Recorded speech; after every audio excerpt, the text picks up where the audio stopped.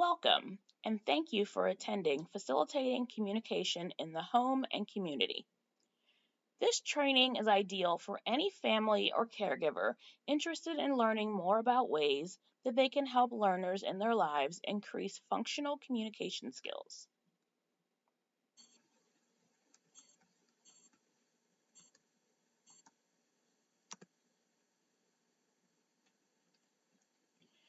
During our time together, we will be covering many areas related to communication.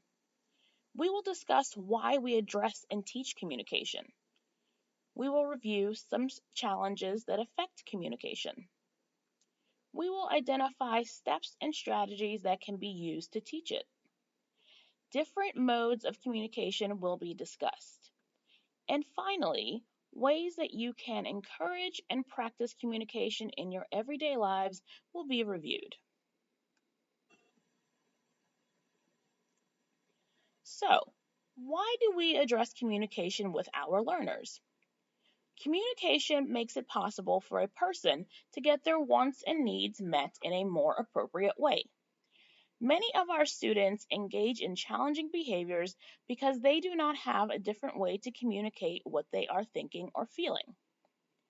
By teaching an alternative way to access the things they want through communication, it increases the chances that problem behaviors will decrease. When a person's communication skills increase, their overall independence increases as well.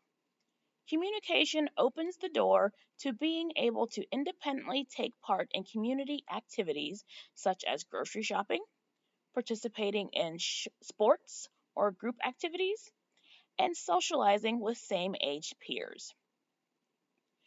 Lack of effective communication can be very frustrating for the learner, who often cannot express what they need, but it can also produce frustration for the people around them, who may have difficulty understanding and identifying those needs.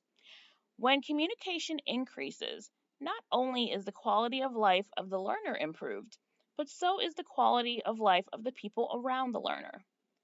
Family and friends are better able to understand and meet the needs of the learner, which can help deepen relationships and bonds and reduce that frustration.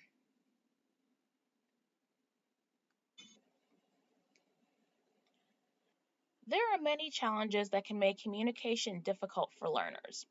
Let's discuss a few common challenges. Delays in receptive language, a person's ability to understand another person's language, can lead to difficulty with processing both verbal and written language.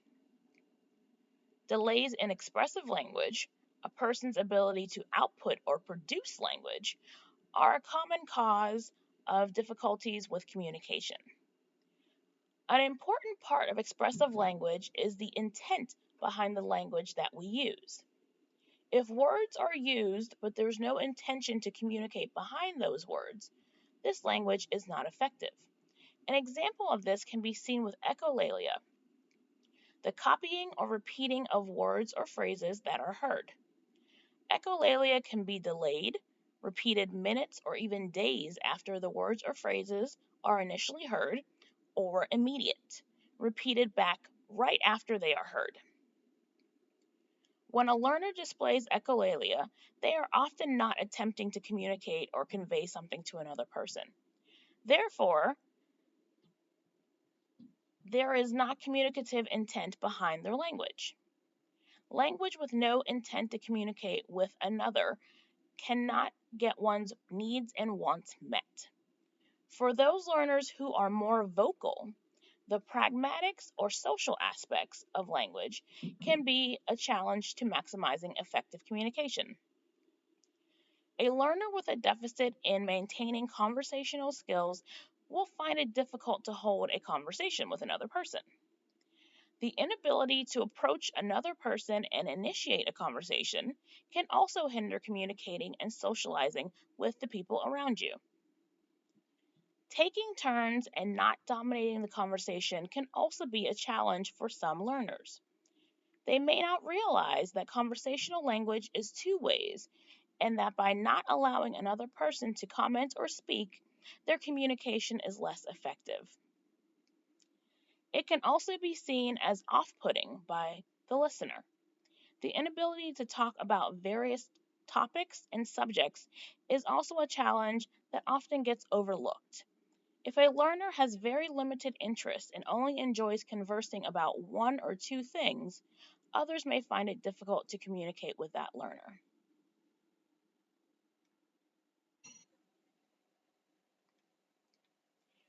When you're teaching communication skills, there are some systematic steps to take to make your teaching as effective as possible.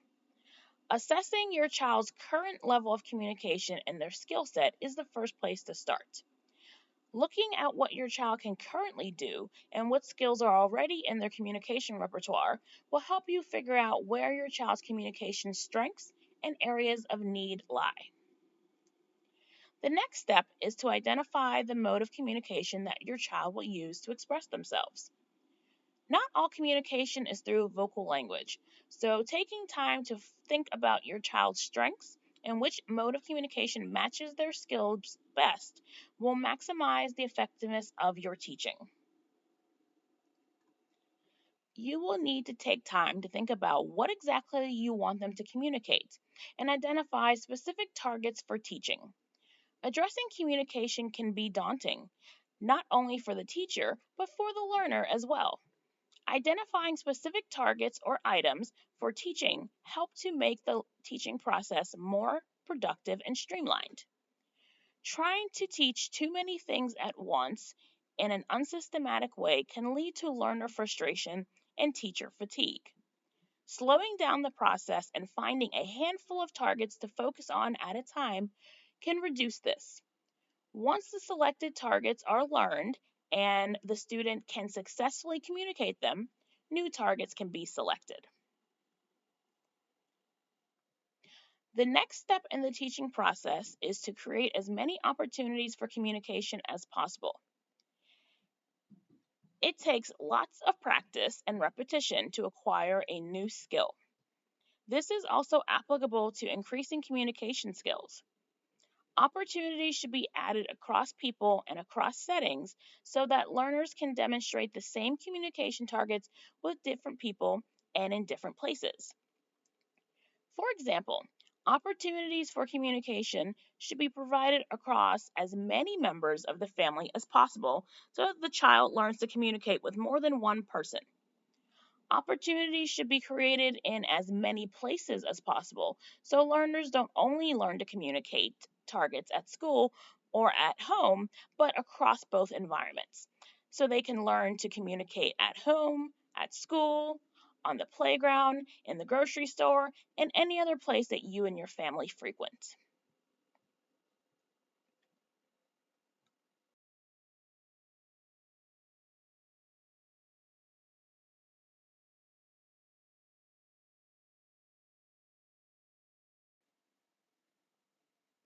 Let's talk a little bit more about targets. Why must we select only a few? There are so many things that can be communicated, but as we said before, we can't teach everything at the same time. How do you choose what your student will learn? It's recommended to select targets that will be the most meaningful and relevant to their lives. Beginning with items that your child will use and see on a daily basis will help make sure that your targets are relevant. Targets that are meaningful to the learner and relevant to their lives help to build independence. If a child can request for the milk and cereal that they eat every day, they can now ask for this food whenever they are hungry instead of waiting for someone to offer it to them.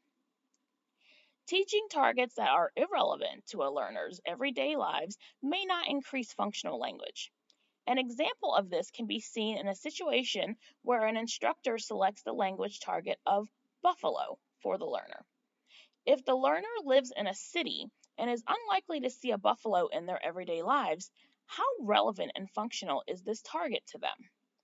If the learner lives in a family with pets, perhaps selecting dog or cat instead of buffalo would be a more meaningful and relevant target.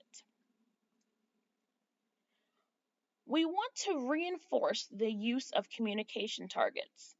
This is a very important piece to acquiring and maintaining new skills. Reinforcement is the presentation of something that increases the likelihood that a behavior will happen again. Reinforcement increases learner motivation and serves as a reward for successful communication. When something is presented to reinforce a behavior, that item is called a reinforcer. Reinforcers can take many forms, including items such as toys, electronics, small edibles or snacks, activities such as going for a walk, going to the playground, or a trip to a favorite restaurant, or social reinforcers such as high fives, tickles, or verbal praise statements. What a person finds reinforcing is often unique to them, and not all people will like the same things or find them reinforcing. One learner may love getting high fives and find them truly motivating. Another may find them annoying and want to avoid all high fives. Observing your child and analyzing the things that they enjoy interacting with can be a good way to figure out what your child finds reinforcing. When teaching language and communication skills, contriving or creating opportunities for communication may at times be needed to make sure that enough practice occurs. Waiting for your child to find a reason to communicate may not present enough opportunities to practice the skill, which can hinder communication progress. By contriving communication temptations, you are ensuring that your child gets the much needed practice that is essential to learn the selected communication targets. An example of contriving a communication temptation can be seen by placing their favorite ball in an area that they cannot independently access it. By having the ball within sight but out of reach, it increases the chance that the child will need to communicate to you that he wants the ball. Providing opportunities for communication each day is essential in order for learners to steadily increase their skills.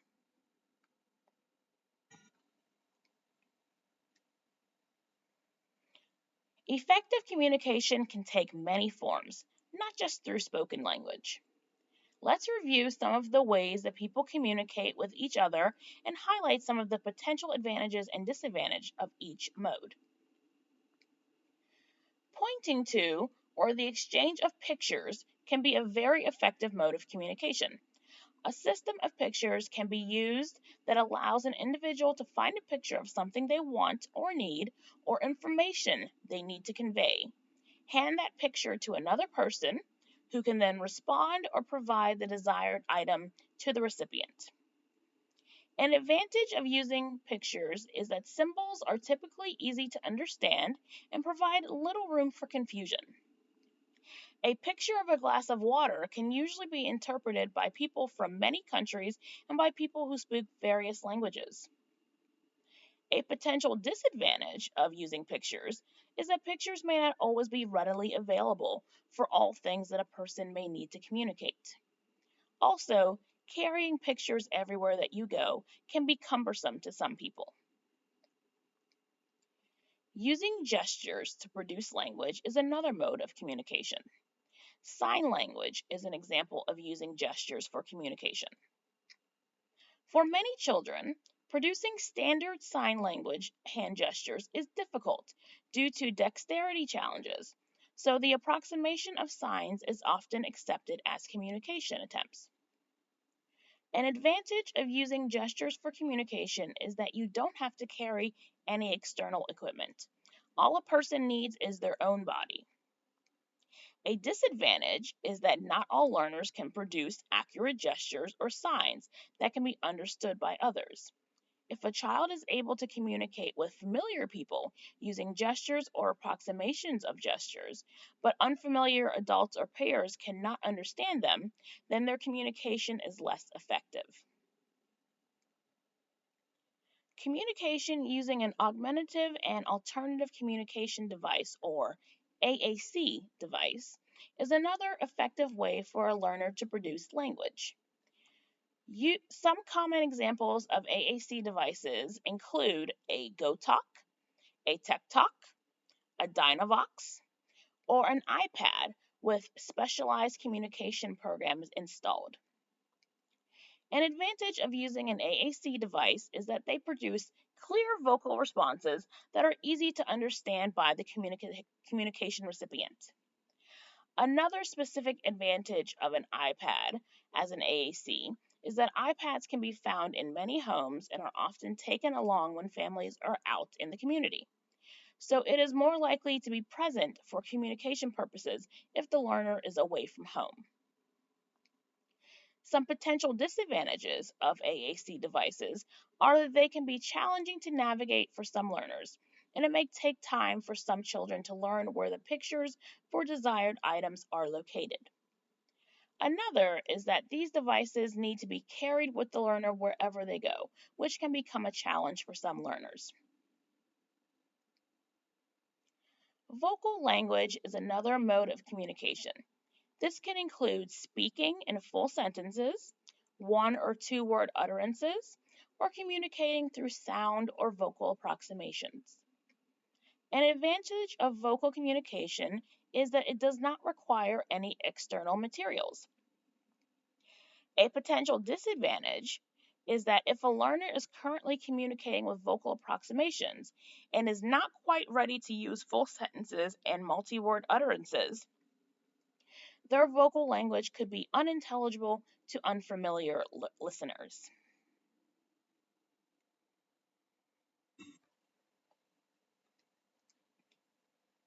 So, how do you know which mode of communication is right for your child? Let's review some guidelines and considerations to make when choosing the mode that's best for your child. Some learners need to try more than one system before the best fit is identified. It is often not recommended to try more than one system simultaneously. Teaching communication using more than one mode can lead to learner confusion, which can hinder progress. As an example, if a child is learning to communicate needs at home using signs and gestures, but is being taught to use pictures at school, the student may not understand what he needs to do in order to access desired items. Does he sign for a cookie, or does he give a picture of the cookie to an adult? This confusion can lead to learner frustration, which can increase challenging behaviors. However, for some students, combining two systems can help produce more consistent language. For example, using a picture system in combination with vocal language can help increase some learners' vocal output. But remember, each student is different and all have unique and individual learning needs and styles. The same results may not be seen across all students. Consulting with your child's teacher is best if you have questions.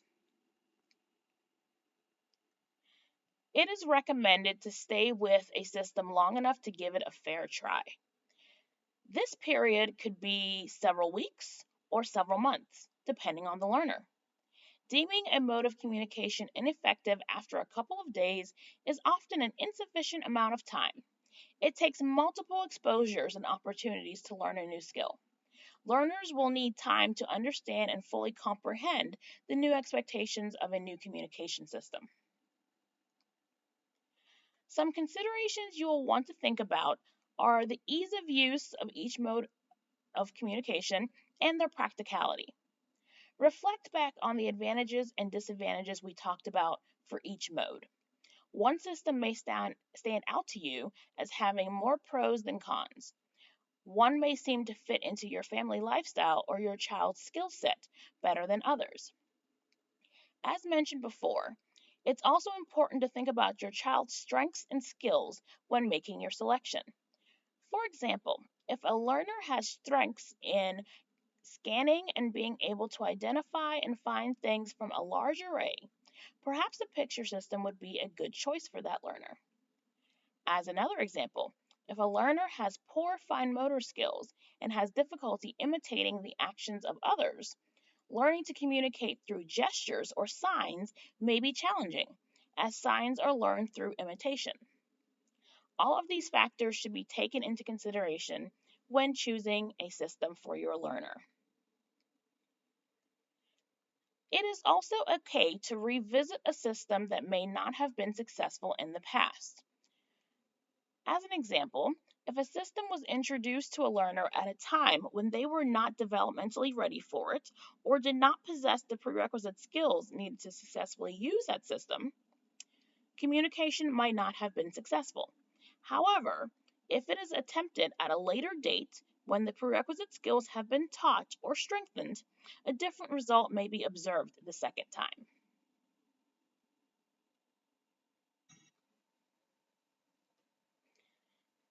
The most fundamental building blocks of language are requesting, receptive identification, receptive instructions, and expressive labeling. We will review each of these types of language, why it's important to teach them, and then ways you can practice using them in your everyday environment.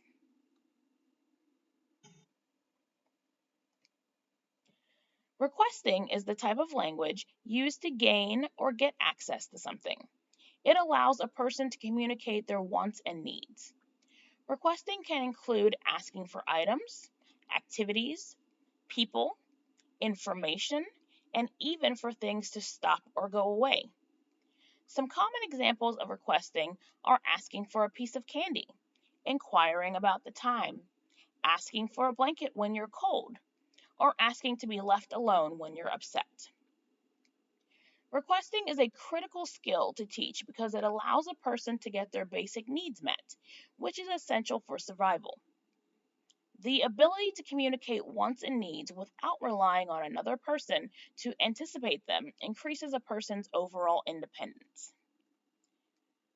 When teaching communication, requesting is often the first place that we start.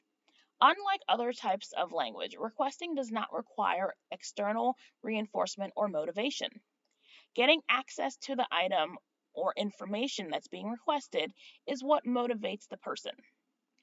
People only ask for the things that they are motivated to have or need. This differs from the other types of language, which we will soon discuss.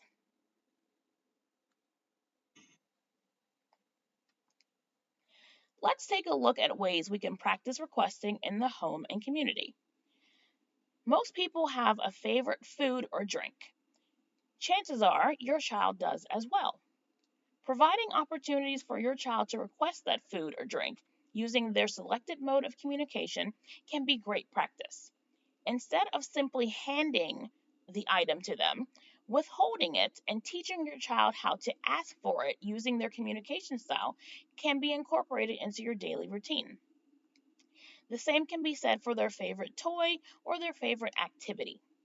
If your child has a favorite teddy bear, holding onto it for a few seconds and teaching them how to request it using their mode of communication can be great practice. Placing a bowl of cereal in front of your child without the needed spoon is another example of creating an opportunity for communication.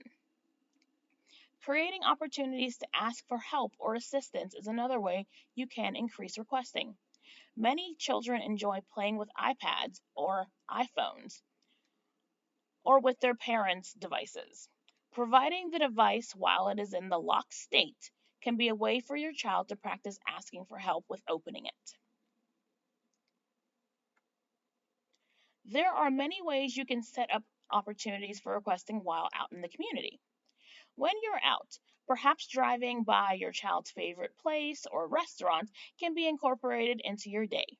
This can provide the opportunity for your child to use their mode of communication to let you know they would like to go there.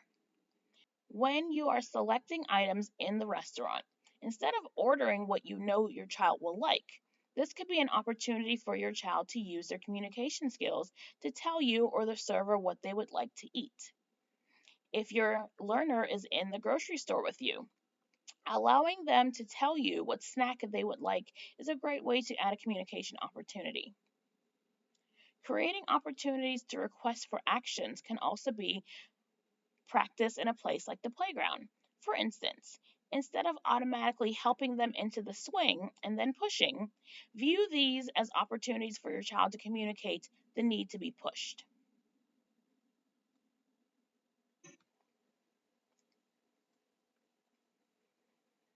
Communication doesn't just stop with requesting.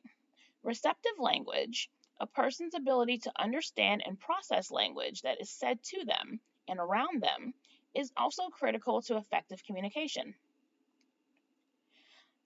The two parts that make up receptive language are receptive identification and receptive instructions. Identification involves being able to recognize and understand the things around us, which can include people, objects, places, and activities. For example, if a parent holds up two shapes and says to the child, "Which one is the circle?" If the child can successfully touch the correct shape, this child can receptively identify circle. Receptive instructions is the other part of receptive language.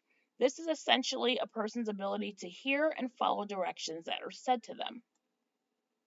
Receptive identification and instruction go hand in hand.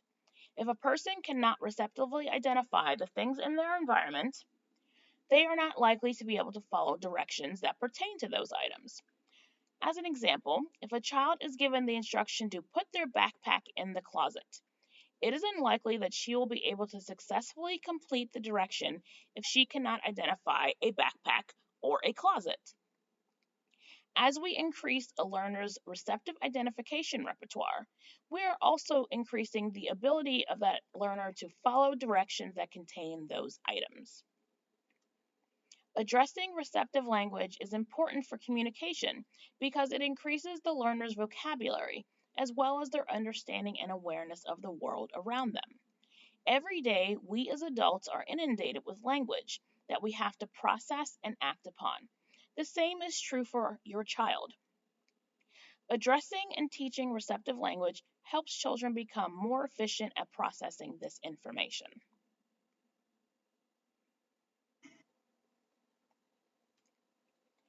There are tons of things in a typical home, and all of them can be used for receptive identification on a daily basis.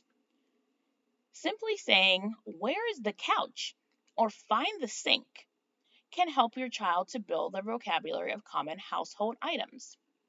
Before getting dressed, holding up a shirt and a pair of shorts and asking your child to "find the shirt" is another example of everyday receptive identification. During the morning or evening bathroom routine, asking your child to identify their toothbrush, hand soap, or even hairbrush can easily be incorporated into a routine. Before handing them a toy, asking your son or daughter to "find Mickey" before handing them the item is another example of embedding receptive identification into your child's time at home. There are many opportunities to embed receptive identification when you're out in the community as well. If you're taking a walk or in the car on your way to a destination, this is a great time to practice identifying community signs, such as stop signs and traffic lights. During times when you and your child are out in the community in a place such as the grocery store, adding in a couple seconds to ask your child to point to the bananas or find the milk are great ways to add receptive identification opportunities. Learning to identify structures on the playground, such as the swings, slide, monkey bars, or merry-go-round, can be beneficial targets to include for learners. By learning to identify these common playground items, it will help your child learn to follow future directions that contain these items. The family vehicle is also a place that many children spend time with parents, commuting from place to place. It can also be a place for learning when teaching opportunities are made available. Asking your child to point to the window or the seatbelt can be good receptive identification targets.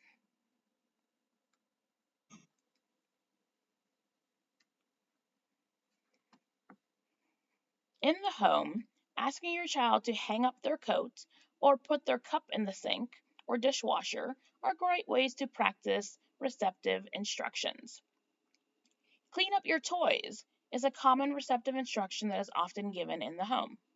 You can also practice more challenging instructions by adding in descriptive words such as colors or sizes. An example of this is seen in the instruction to sit in the green chair. When in the community, opportunities to embed receptive instructions are all around. If you are on the playground, simply asking your child to go down the slide or to throw the ball are examples of simple receptive instructions. If your child is with you on a trip to the grocery store, practice of receptive instructions can begin before you even exit the car. Asking your child to unbuckle their seatbelt or to close the car door are two examples of directions that you can embed anytime you're getting out of the car.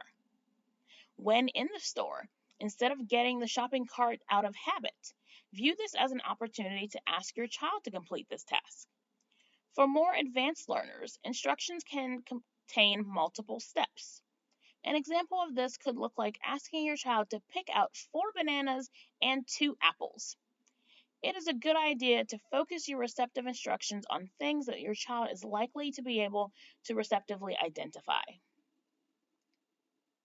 In the community, receptive instructions are said to us all the time, and we may not even realize it because they may be in a form of large group instructions. An example of this can be seen in places such as an airport or a train station.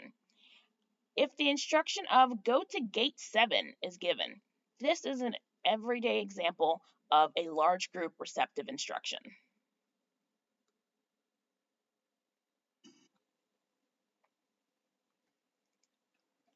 Expressive labeling is the outward identification of items around us. Expressive language involves providing some sort of information either through vocal language or another mode of communication. So, using pictures, signs, or an AAC device to say or express the name or label of an item is also expressive labeling. It is important to address expressive labeling with all learners because it teaches the learner outward communication and is the basis for teaching a person how to respond to questions. This makes it a building block for reciprocal interactions and communication.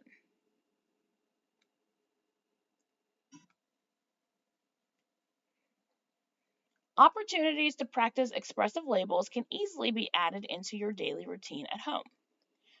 Before providing your child with lunch or dinner, you can take a minute to ask your child to label the food or drink they are about to eat.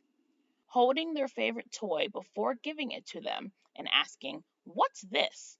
is another example of an expressive label opportunity. Before your child gets dressed, asking them to label their shirt, pants, jacket, or shoes is a great way to practice labeling these everyday items. Identifying the actions of others can also be a great way to practice expressive labels. If a sibling or other family member is nearby, asking your learner to identify them sitting, eating, or sleeping can be ways to incorporate this skill into your daily routine. If you're out of the home, there are still many opportunities to embed this skill into your activities. If your family is out to dinner, asking your child to label the foods on their plate can be good practice. If you and your child are in the car on your way to a destination, the commute can be made more fun and educational by asking your child to label things that they see on your drive. Asking, "What's that?" when you see stop signs or familiar buildings and vehicles are common ways to add in expressive labeling practice. Labeling items they are about to use on the playground can be embedded into your next trip. Asking your child to tell you the name of the slide or the swing or other familiar items in the playground can help make the communication opportunities more relevant to their interests. Labeling the actions of others when you're outside of the home can also be a nice way to expand your child's expressive language. If you see others running, walking, or laughing, asking your child to label those actions by saying, "What's she doing?" can be incorporated into your outing. It is important to remember that you can practice expressive labeling with any mode of communication. Picture systems, gestures, AAC devices, as well as vocal communication can all be used for labeling in the previously mentioned examples.